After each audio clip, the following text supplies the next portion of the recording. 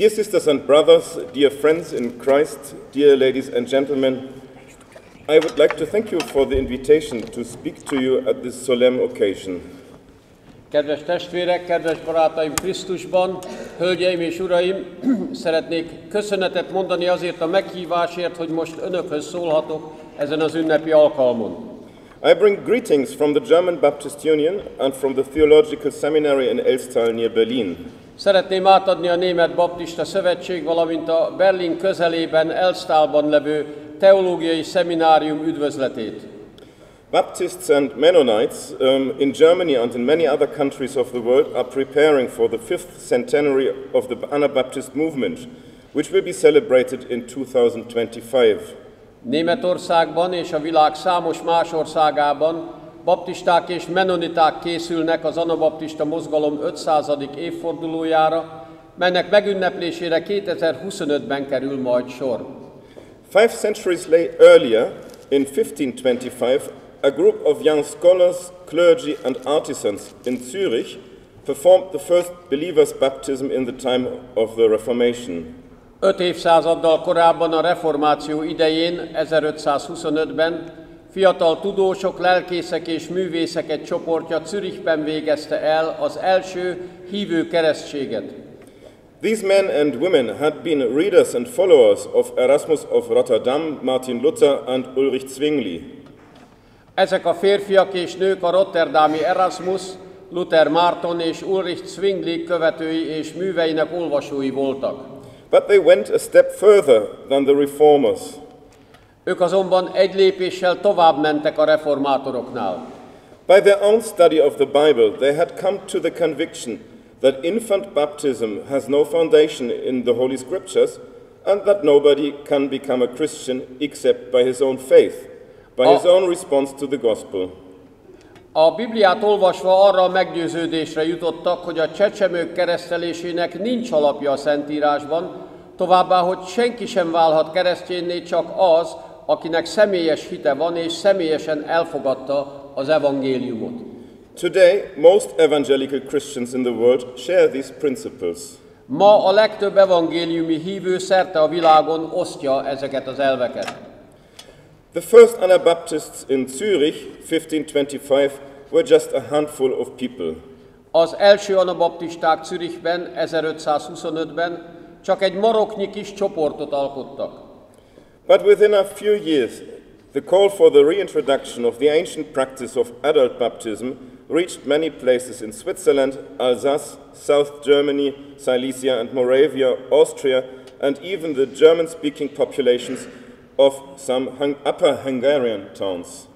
Néhány éven belül azonban a felhívás a felnőtt keresztség ősi gyakorlatának újbóli bevezetésére sok helyre eljutott Svájcban, Elzászban, Dél-Németországban, Sziléziában és Morvaországban, Ausztriában, sőt még egyes felső magyarországi városok németajkú lakosságához is.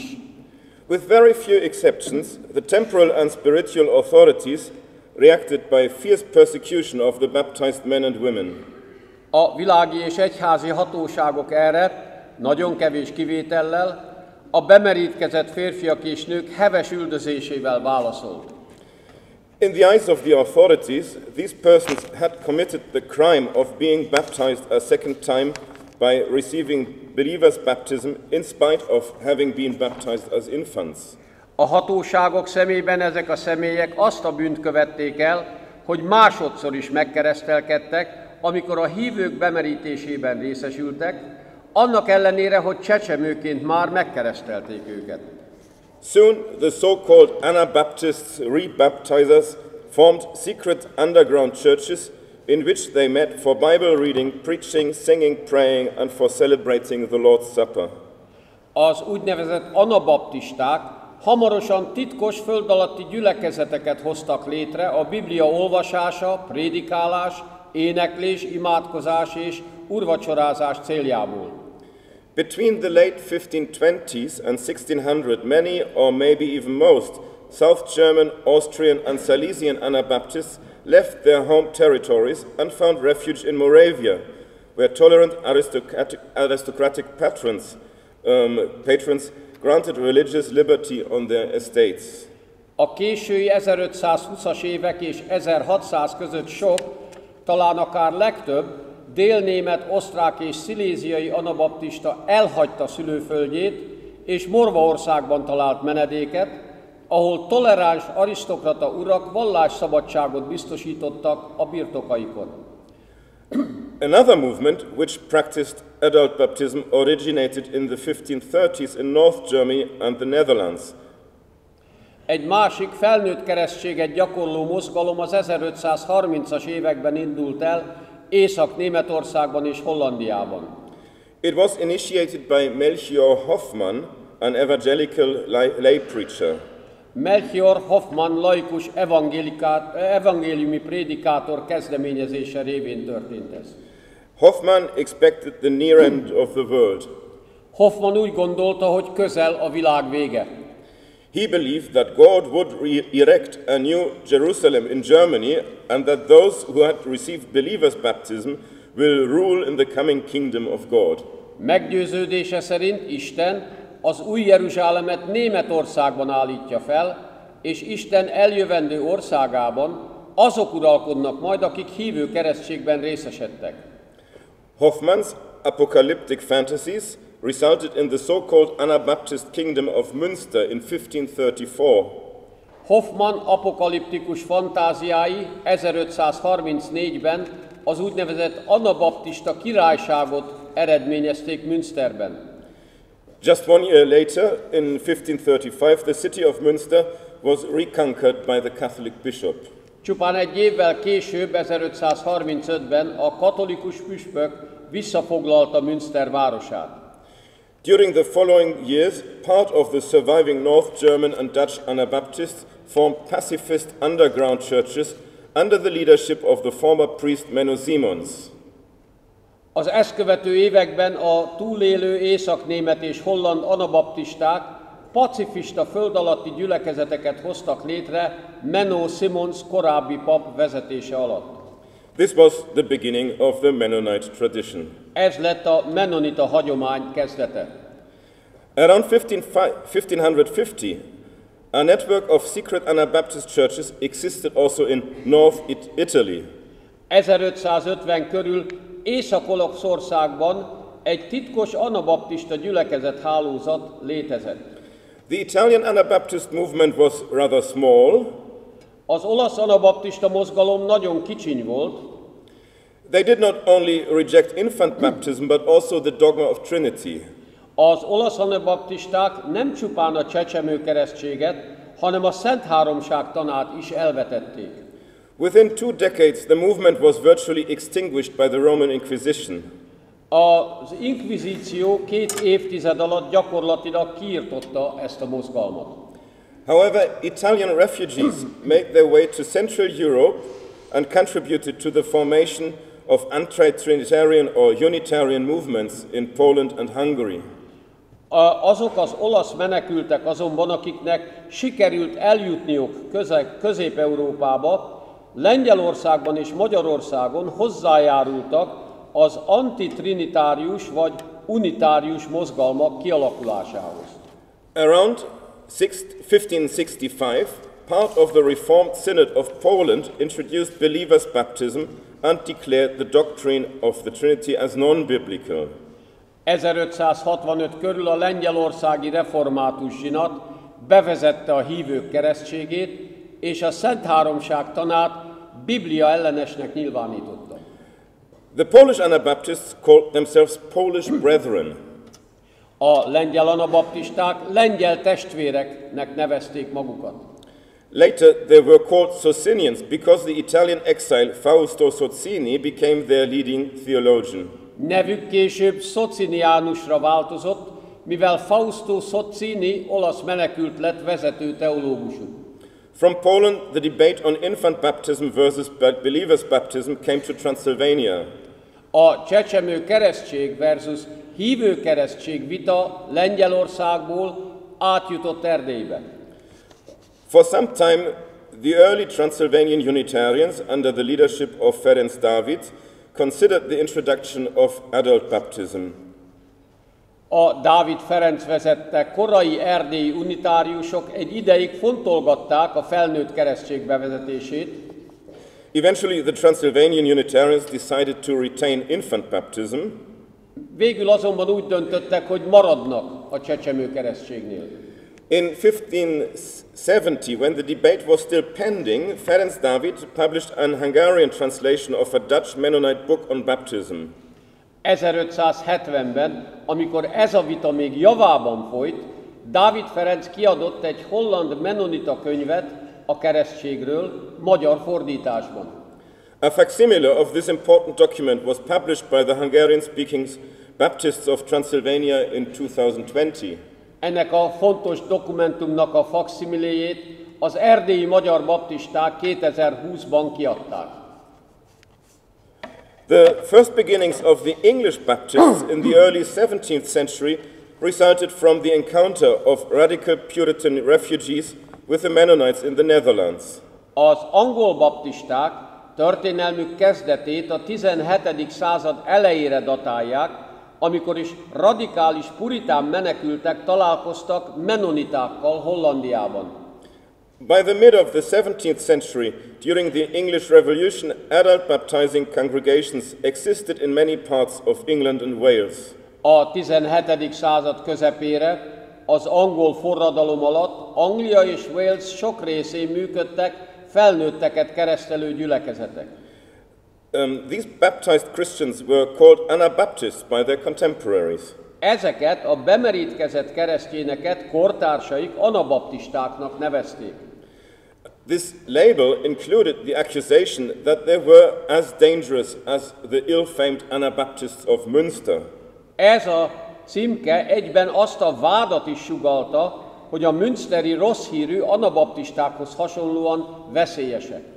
In reality, the connections between the English Baptists of the 17th century and the continental European Anabaptists of the 16th century were quite loose. A valóság ezzel szemben az, hogy a 17. századi angol baptisták és a 16. századi európai baptisták közötti kapcsolat meglehetősen laza.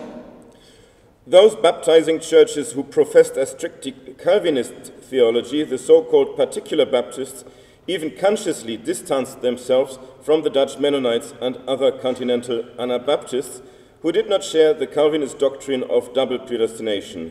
A szigorú kálvinista teológiát valló, bemerítés gyakorló gyülekezet, az úgynevezett partikuláris baptisták még tudatosan is elhatárolódtak a holland mennonitáktól és más európai anabaptistáktól, akik nem vallották a kettős eleve elrendelésről szóló kálvinista dogmát.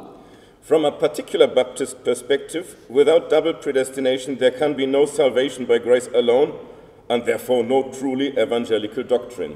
A partikuláris baptisták szemszögéből nézve, ha nincs kettős eleve elrendelés, akkor nincs kizárólag kegyelem általi üdvösség sem, és így nincs igazán evangéliumi dogmatika sem. To sum up, we can distinguish between several movements that were called Anabaptists by their contemporaries. Összegzésül több mozgalmat különböztethetünk meg, melyeket kortársaik az anabaptista jelzővel illettek. The Swiss South German movement starting in 1525, the Dutch North German movement starting in 1530, the Italian movement starting around 1550, the Polish movement starting around 1565, and the English movements of the 17th century. Az 1525-ben kezdődött svájci délnémet mozgalmat, az 1530-ban indult holland északnémet mozgalmat, az 1550 körül indult olasz mozgalmat, az 1565 körül indult lengyel mozgalmat és a 17. századi angliai mozgalmakat. The Anabaptist movements formed voluntary churches which understood themselves as restorations of the original primitive Christian churches of the New Testament. Az anabaptista mozgalmak önkéntes gyülekezeteket hoztak létre, melyek úgy tekintettek magukra, mint az eredeti, primitív, újszövetségi gyülekezetek helyreállítóira. Ever since Christianity had become the dominating religion of the Roman Empire in the 4th century, the Christian Church had been a state religion that violently persecuted all other religions and all who disagreed with the official doctrine and practice of the state church. Attól kezdve, hogy a 4. évszázadban a kereszténység lett a római birodalom uralkodó vallása, a keresztény egyház államvallássá lett, amely hevesen üldözött minden mást vallást, amely ellenkezett az állami egyház hivatalos hitelveivel vagy gyakorlatával. Early Christian writers like Justin the Martyr in the 2nd century or Tertullian around 200 had clearly declared that faith must be free and that no government has the right to impose a religion on its subject. Az olyan korai keresztény írók, mint a 2. századi Justinus Mártír vagy Tertullianus Krisztus után 200 körül egyértelműen kijelentették, hogy a hitnek szabadnak kell lennie, és hogy a világi hatóságoknak nem áll jogukban egy vallást ráerőltetniük alatvalóikra. From the 4th century on, the Christian tradition virtually forgot the idea of religious liberty. A 4. századtól kezdődően azonban a keresztény hagyomány gyakorlatilag megfeledkezett a vallásszabadságról. Compared to the Muslim principle of relative tolerance towards Jews and Christians, medieval Christendom was completely intolerant. Összehasonlítva a muszlim vallás zsidók és keresztényekkel szembeni relatív toleranciájával, a középkori kereszténység teljes mértékben intoleráns volt. This did not change with the Reformation. Ezen a reformáció sem változtatott semmit. The Protestant reformers maintained the principle that it is the duty of the state to enforce a Christian society by violently suppressing religious dissenters. A protestáns reformátorok álláspontja szerint az állam feladata érvényt szerezni a társadalom keresztényi voltának, a vallási másként gondolkozók erőszakos elnyomásával. In spite of their theological differences, Martin Luther, Ulrich Zwingli, and Jean Calvin agreed that the Anabaptists must be persecuted by death penalty.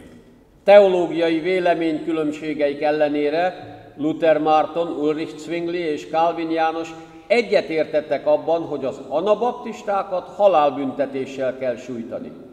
The permanent threat of persecution by the Catholic and Protestant state churches was the context in which the Anabaptists developed alternative models of being church, based on the idea that faith can only be true faith if it is a matter of freedom and personal conviction. A katolikus és protestáns államegyházak általi üldöztetés jelentette állandó fenyegetettség, alkotta azt a milliót, amelyben az anabaptisták kialakították saját egyházmodelljüket. Ennek alappillére volt az, hogy a hit csak akkor lehet igazi hit, ha szabad és személyes meggyőződésen alapul. In 16th century Anabaptist texts, we find very drastic expressions. For the Anabaptists, every church which is connected with the state or suppresses other convictions is a church of the Antichrist. A 16. századbeli anabaptista iratokban nagyon drasztikus, ezzel kapcsolatos kifejezések találhatók. Számukra minden egyház, amely kapcsolatban áll az állammal, vagy más meggyőződésűeket nyom el, az Antikrisztus egyháza. The only example of a free voluntary church which the Anabaptists could know in their time were the Bohemian Brethren, or Unitas Fratrum, a Czech-speaking believers' church founded in 1467. A cseh testvérek, vagy Unitas Fratrum, testvérek egysége, egy cseh anyanyelvű hívőkből álló 1467-ben alapított egyház volt az egyetlen példa egy szabad és önkéntes egyházra, amellyel az anabaptisták a maguk korában találkozhattak. When Anabaptist refugees in Moravia came into closer contact with the Bohemian Brethren in the 1520s, both sides found major doctrinal disagreements which precluded a lasting rapprochement. Amikor anabaptista menekültek Morvaországban, közelebbi kapcsolatba kerültek a cseh testvérekkel az 1520-as évek vége fele, Mindkét fél olyan doktrinális különbségeket talált, amelyek kizárták a kettőjük közötti tartós megegyezést. In spite of that, it seems that the encounter with the Bohemian Brethren, in spite the formation of several denominations or networks of local churches that crystallized from the South German Anabaptist movement, starting from Moravia. Typically, these early Anabaptist denominations were strict pacifists and called themselves brethren, by analogy with the Bohemian Brethren. Ennek ellenére úgy tűnik azonban, hogy a cseh testvérekkel való találkozás több felekezet vagy helyi gyülekezeti hálózat kialakulását eredményezte, melyek a délnémet anabaptista mozgalomból származtak. Ezek a korai anabaptista felekezetek tipikusan testvéreknek hívták magukat, a cseh testvérektől véve a példát. Let us have a closer look at three of these networks or denominations or churches: the Austerlitz Brethren, the Swiss Brethren and the Hutterian Brethren. Vizsgáljunk meg közelebbről hármat ezek közül a hálózatok közül, az Austerlitzi testvéreket, a svájci testvéreket és a hutterita testvéreket. The earliest attempt to organize a unified Anabaptist church was made by the so-called Austerlitz Brethren, named after their mother church, which was founded by Austrian and South German refugees in the Moravian town of Slavkov u Brna, or in German Austerlitz, later known as one of the battlefields of the Napoleonic Wars. Az úgynevezett Austerlitzi testvérek tették az első kísérletet egy egységes anabaptista egyház megalapítására. Nevüket anyagyülekezetektől kapták, melyet osztrák és délnémet menekültek alapítottak Slavkov u Brna Morva városban, melynek német neve Austerlitz, amely később a napóleoni háborúk idején híres csatamezőként vált híressé. Immediately after its foundation in 1528, the Austerlitz Church started to send out messengers to South Germany and Switzerland. 1528-ban történt megalapítása után az Austerlitzi gyülekezet azonnal hírnököket küldött Dél-Németországba és Svájcba. The most remarkable of these messengers was Pilgram Marpeck, a civil engineer and self-taught theologian from a wealthy urban background. A küldöttek közül a legjelentősebb Pilgram Marpeck, tehetős városi háttérből származó általános mérnök és autodidakta teológus volt. The idea behind Marpeck's mission was to unite the dispersed clandestine Anabaptist groups in South German and Swiss towns into an association under the leadership of local elders and itinerant messengers authorized by the Mother Church in Austerlitz. Marpeck küldetésének célja a szétszóródott titkos anabaptista csoportoknak egy társulásba történő egyesítése volt, délnémet és svájci városokban helyi presbiterek és az Austerlitzi anyagyülekezet által megbízott utazó igehirdetők vezetése alatt. The Austerlitz Network, or Austerlitz Church Union, however we want to call it, they thought that they are a Christian church. The Austerlitz Network even found ways to print and to distribute doctrinal and devotional texts. Az Austerlitzi hálózat, most akárhogy nevezzük őket, egyháznak, gyülekezetnek, még doktrinális és áhítatos szövegek nyomtatásának és szétosztásának a módját is megtalálta. By the way, this is a reprint of a writing by Balthasar Hubmaier, reprinted for the Austerlitz Brethren in the 1540s.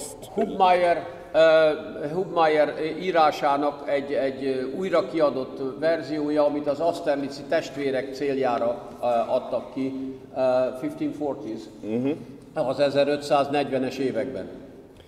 More extensive texts were copied by professional scribes and in multiple copies and forwarded to the local elders, like this manuscript here. A terjedelmesebb szövegeket hivatásos írnokok másolták le több példányban, és ezeket megküldték a helyi vezetőknek. 20th century theologians, or 21st century theologians also, appreciate the moderate ethics and the well-considered evangelical doctrine of the Austerlitz Brethren, which contrasts with more radical tendencies in other Anabaptist groups.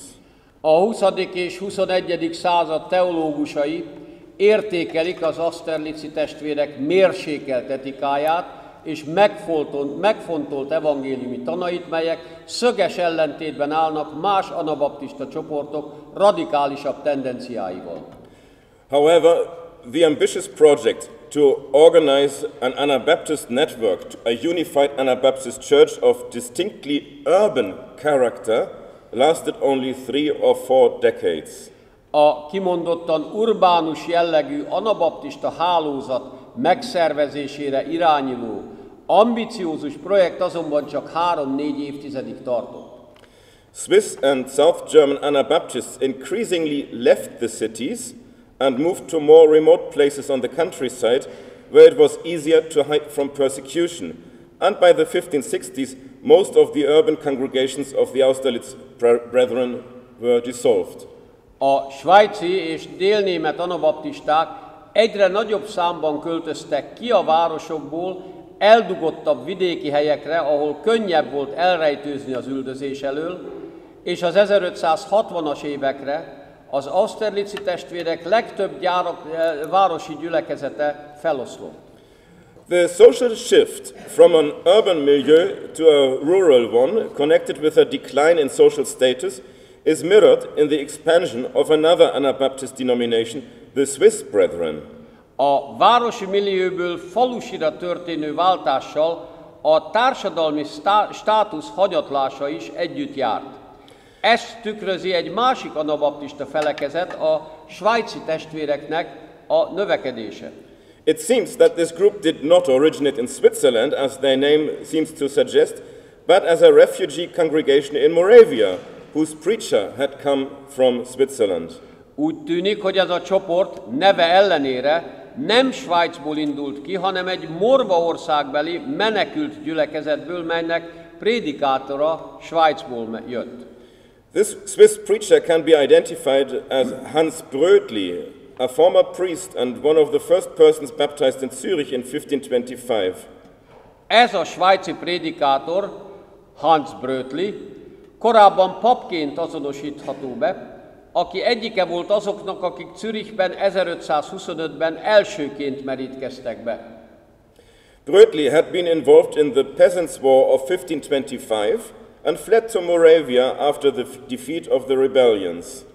Brötli részt vett az 1525 évi parasztháborúban, és a lázadás leverését követően Morvaországba menekült.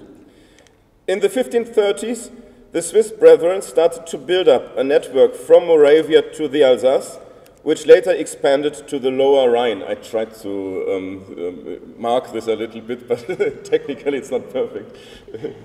Az 1530-as években a svájci testvérek egy Morvaországtól Elzászig terjedő hálózatot kezdtek el kiépíteni, mely később alsó Rajna vidékre is átterjedt. In 1555, the denomination had already 50 local churches, and the network continued to expand to the end of the century. 1555-ben már 50 helyi gyülekezet tartozott a felekezethez, és a hálózat tovább bővült a század végéig. Like the Austerlitz Brethren, the Swiss Brethren had an organized leadership consisting of ordained itinerant preachers and elders. Az Austerlitzi testvérekhez hasonlóan a svájci testvérek is szervezett vezetőséggel rendelkeztek, mely utazó prédikátorokból és presbiterekből állt. In the second half of the 16th century, the Swiss Brethren had access to several printing presses on the Lower Rhine, especially in Cologne. A 16. század második felében több nyomda is állt a svájci testvérek rendelkezésére, alsó Rajna tartományban, különösen Kölnben. They produced at least 24 of printed books, including hymnals, martyr pamphlets and devotional books. Itt legalább 2 tucat könyvet állítottak elő, beleértve énekeskönyveket, mártírfüzeteket és áhítatos könyveket. The elders and preachers of the Swiss Brethren met for yearly synods in Strasbourg, in the Alsace, and the minutes of several of these conferences are preserved. A svájci testvérek presbiterei és prédikátorai az elzászi Strasbourgban találkoztak évenkénti zsinaton, és több ilyen konferenciának a jegyzőkönyve is fennmaradt napjainkra. Typical for the Swiss brethren were their secret worship services in forests, caves and other remote places on the countryside. A svájci testvérek jellemzően titkos istentiszteleteket tartottak erdőkben, barlangokban és egyéb eldugott vidéki helyeken. For security reasons, the preachers and elders usually lived in secret places far away from the meeting place, and the congregations knew them only by nicknames. Prédikátoraik és presbitereik biztonsági okokból rendszerint az összejövetelek helyétől távoli titkos helyeken laktak, és a gyülekezetek csak álnevükön ismerték őket. Contemporary descriptions of Swiss brethren worship meetings strongly remind of the famous painting of John the Baptist preaching in the forest by Peter Breuchel the elder in the Budapest Fine Arts Museum. A svájci testvérek Isten tiszteleteiről szóló korabeli feljegyzések erőteljesen emlékeztetnek arra az idősebb Peter Bruegel által festett és a Budapesti Képzőművészeti Múzeumban kiállított festményre, mely a Keresztelő Szent János prédikációja címet viseli. I would not even exclude the possibility that Breuchel was inspired by the secret worship meetings of the Anabaptists. Én a magam részéről még azt a lehetőséget sem zárnám ki, hogy Bruegelt netán az anabaptisták titkos istentiszteleti összejövetelei ihlették mű megalkotására. Most Swiss brethren congregations in South Germany were extinguished during the 30 Years' War. A 30 éves háború kipusztította a délnémet svájci testvérek gyülekezeteinek zömét. Only some remnant groups in Switzerland survived to the middle of the 17th century. Csak néhány csoportjuk maradt fent Svájcban a 17. század közepéig. They eventually merged with the Mennonites. Ők végül beolvadtak a mennonitákba. Around 1700, a stricter group, the Amish, separated from the Swiss brethren Mennonites. 1700 körül egy szigorúbb csoport, az Amisok váltak ki a svájci mennonita testvérek közül. The best known Anabaptist church of the 16th century were the Hutterian Brethren. A 16. század legismertebb anabaptista felekezete a Hutterita testvérek vagy habánok voltak. Their origin was a congregation of refugees in South Moravia under the leadership of lay preacher Jakob Hutter, who died as a martyr in 1536. Eredetük egy délmorvaországi menekült gyülekezetre vezethető vissza, melynek vezetője az 1536-ban mártírhalált halt Hutter Jakab volt. Hutter believed that he was an apostle sent by God to bring all true believers to Moravia, the promised land of end time. Hutter meg volt győződve arról, hogy ő apostol volt, akit Isten azzal a céllal küldött, hogy a végidők ígéret földjére, Morvaországba gyűjtse az összes igazi hívőt. There the believers should live a strictly disciplined life under the leadership of ordained elders and preachers. Hogy aztán ott a hívők éljenek szigorúan fegyelmezett életet, felavatott presbiterek és prédikátorok vezetése alatt. Unlike the synodal structures of the Austerlitz Brethren and the Swiss Brethren, the Hutterian Brethren Church had a kind of episcopal structure with a chief elder or bishop who presided the entire church. Az austerlitzi testvérek és a svájci testvérek zsinati egyház struktúrájával szemben a hutterita testvérek egyfajta püspöki rendszerbe szerveződtek, melyben egy vezető presbiter vagy püspök felügyelte az egész egyházat.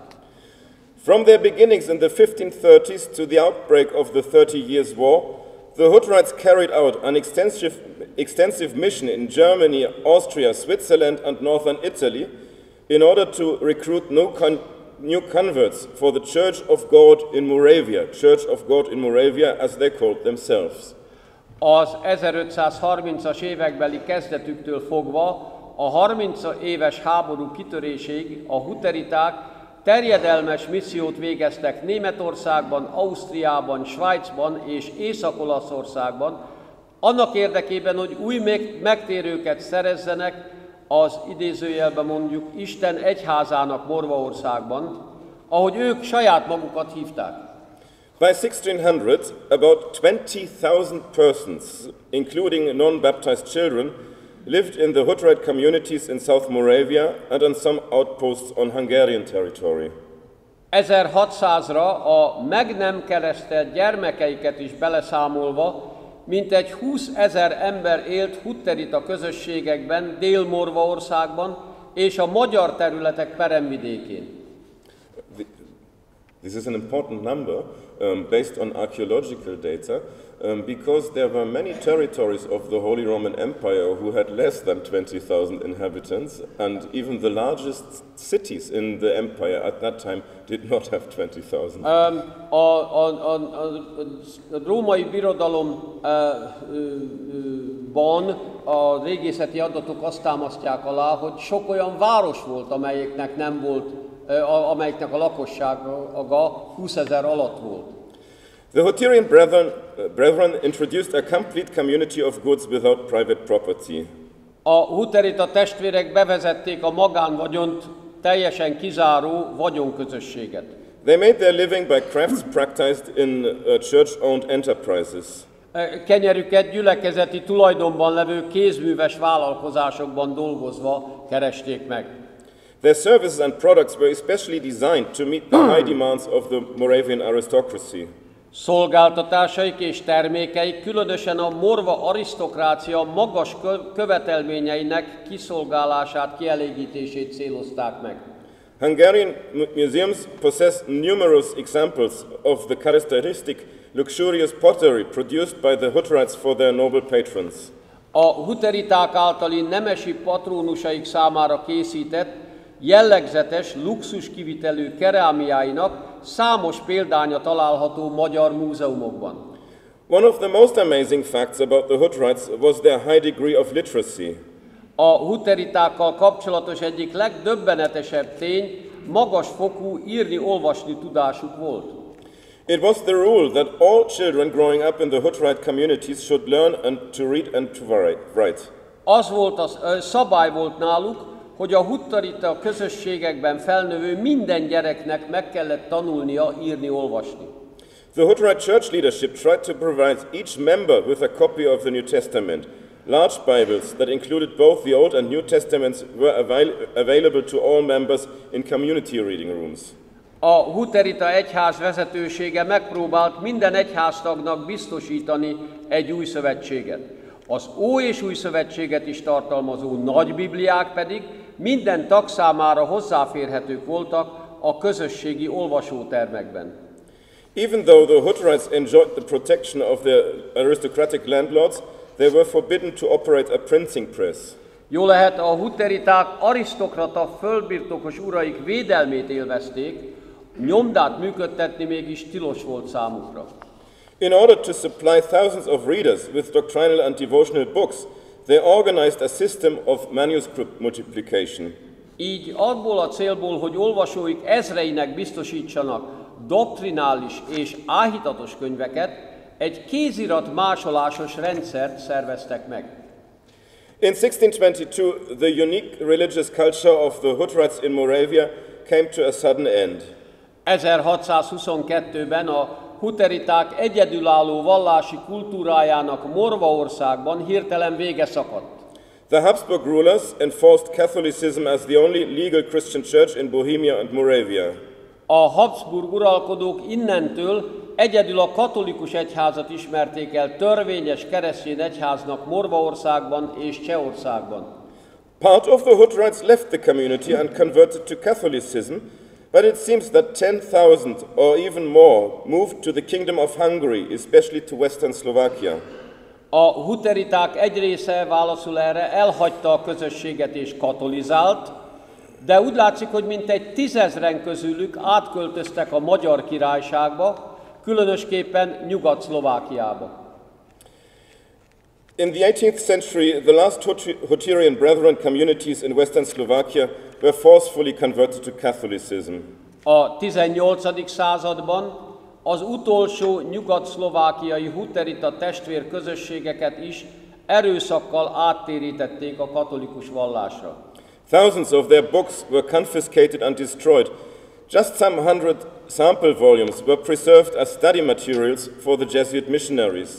Könyveik ezreit kobozták el és semmisítették meg, csak néhány száz mintapéldányt, mintakötetet tartottak meg belőlük tananyagnak a jezsuita misszionáriusok számára. Today, most preserved Hutterite manuscripts are located in Bratislava, Esztergom, Alba Iulia and Budapest. Napjainkban a legtöbb megmaradt hutterita kézirat Pozsonyban, Esztergomban, Gyulafehérvárott, illetve Budapesten található. Only one small group of Hutterites in Transylvania preserved their faith, their books and their way of life beyond the middle of the 18th century. A hutteritáknak csak egy kis csoportja őrizte meg Erdélyben hitét, könyveit és életstílusát a 18. század közepe után is. Eventually, they merged with a group of Lutheran peasants who had been deported from Austria. Végül ők meg összeolvadtak egy csoport Ausztriából deportált evangélikus paraszttal. From Transylvania, they fled their Habsburg persecutors to South Romania and Russia, from where they moved further to North America in the 1870s. Habsburg üldözőik elől először Dél-Romániába és Oroszországba menekültek, majd az 1870-es években tovább Észak-Amerikába. Today, several 10,000 persons live in Hutterite communities in the US and in Canada. Napjainkban több tízezer ember él hutterita közösségekben az USA-ban és Kanadában. None of these three denominations, the Austerlitz Brethren, the Swiss Brethren and the Hutterian Brethren, is directly linked with the modern Baptist presence in Central and Eastern Europe, which goes back to Baptist mission in the 19th century. E három anabaptista felekezet, az Austerlitzi testvérek, a cseh testvérek és a hutterita testvérek egyike sem kapcsolódik közvetlenül napjaink baptista jelenlétéhez Közép- és Kelet-Európában, melynek gyökerei a 19. századi baptista misszióhoz nyúlnak vissza. However, after the First World War, many European Baptists rediscovered the Anabaptist tradition and claimed the Anabaptists of the Reformation as their spiritual predecessors. Az első világháború után azonban sok európai baptista elkezdte újra felfedezni az anabaptista hagyományokat, és a reformáció korabeli anabaptistákat lelki elődeiknek tekinteni. In 1928, representatives of Baptist churches and unions from around the world gathered in Vienna to commemorate the execution of the famous Anabaptist theologian Balthasar Hubmaier in 1528. 1928-ban a baptista egyházak és szövetségek képviselői szerte a világról összejöttek Bécsben, hogy megemlékezzenek Hubmaier Balthasar, híres anabaptista teológus 1528-ban történt kivégzéséről. Among the Baptists who came together in Vienna in 1928, there were several theologians and historians who were experts in Anabaptist studies. But the celebrations were not simply meant as an academic history lesson. A Bécsben 1928-ban összegyülekezett baptisták között nem egy teológus és egyháztörténész is volt, akik az anabaptizmus szakértőinek számítottak, de az ünnepségek célja túlmutatott egy tudományos történelmi tanácskozáson. The Baptist World Alliance used the event as an occasion to demonstrate that free church traditions are part of Central and Eastern European history. A Baptista Világszövetség annak felmutatására használta ki ezt az alkalmat, hogy a szabad egyházi hagyományok Közép- és Kelet-Európa történelmének részét alkotják. Their claim was that Austrian, Czechoslovak, Hungarian and Romanian Baptists are not a foreign sect, but legitimate heirs to the Reformation. Azt állították, hogy az osztrák, csehszlovák, magyar és román baptisták nem egy idegen szekta, hanem a reformáció legitim örökösei. A special focus of the Hubmaier celebrations was the advocacy of religious liberty and religious pluralism, a burning issue especially in interwar Romania, where a nationalist government pursued the idea of a Christian state by suppressing religious minorities. A Hubmaier ünnepségek egyik kimondott fókusza volt a síkra szállás, a vallásszabadság és a vallási pluralizmus mellett, ami egy égető kérdés volt különösen a két világháború közötti Romániában, ahol a nemzeti kormányzat a keresztény állam elképzelését próbálta meg a vallási kisebbségek elnyomása révén megvalósítani. Today we are facing the return of aggressive nationalism in many countries of the world, often combined with religious ideology and rhetoric. Napjainkban az agresszív nacionalizmus visszatértét tapasztaljuk a világ sok országában, ami gyakran párosul vallási ideológiával és retorikával. In many places we are observing increasing intolerance towards ethnic, religious and other minorities. Sok helyen figyelhető meg az etnikai, vallási és egyéb kisebbségekkel szembeni növekvő intolerancia. The Russian attack on Ukraine results in a new wave of militarism which is changing our societies. Az Ukrajna elleni háború kitörése a militarizmus egy új hullámát vezeti be, amely megváltoztatja társadalmainkat. Our way of life is destroying more and more natural resources, mostly at the cost of the poor countries. Életvitelünk pedig a természeti erőforrások egyre nagyobb mértékű lerombolásával jár, legtöbbször a szegény országok rovására. The upcoming 5th centenary of Anabaptist beginnings provides a new chance to give public witness to core concerns of the Anabaptist and Baptist tradition, like religious liberty, separation of church and state, and voluntariness in all matters of religion.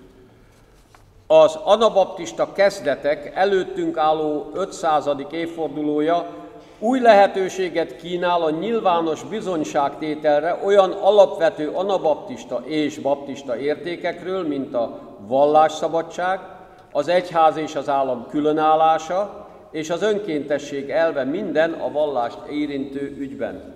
But it will also be an opportunity to reflect our own way of life and to question ourselves. Egyben esélyt nyújt arra is, hogy elgondolkozzunk saját életstílusunkon, és kérdéseket tegyünk fel magunknak.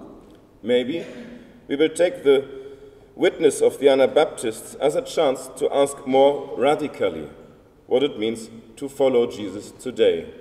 Talán megragadjuk az anabaptisták bizonyságtétele adta lehetőséget arra, hogy radikálisabban vessük fel azt a kérdést, hogy mit is jelent napjainkban Jézus követése.